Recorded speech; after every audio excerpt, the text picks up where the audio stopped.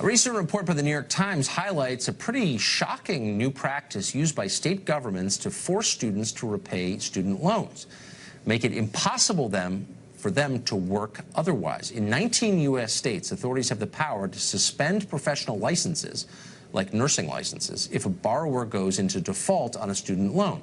In the state of South Dakota, borrowers can lose their driver's license, making it basically impossible to get to work in the first place. Brian Brenberg is an associate professor of business and economics at the King's College in New York, and he joins us tonight. Brian, thanks for coming on. Good to be here.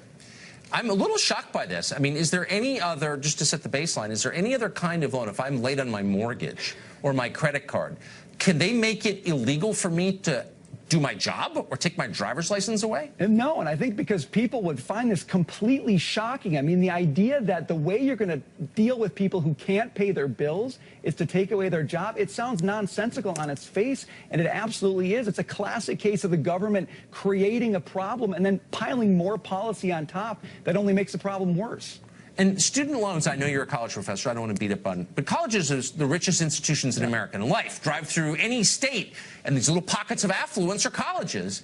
And yet those colleges are bankrupting an entire generation of young people who can't buy cars or get married or buy homes because of their student loans. And now they can't work or drive. Like, who is in charge of this? Well, we have been shoveling billions of dollars at colleges and universities to push students into educational programs that don't give them any place in the marketplace. They can't get a job, and so they go out into the marketplace. They can't find a job. They maybe finally find something that allows them to pay their bills, but because they're behind on their student loans, the state says, you can't do this job anymore. I mean, it's absolutely crazy. The one thing we want young people to do in this country is to get a job, to work, get out in the marketplace. Anything that keeps them out of that is going to be counterproductive.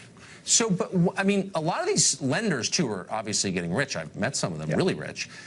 But how did they get it into the law that if their loans don't get repaid, as distinct from all the other loans people have, there's a legal punishment? Because the state guarantees, the state will either guarantee or subsidize these loans, so the state has an interest in it. And when they don't get paid back, they look for a way to deal with that.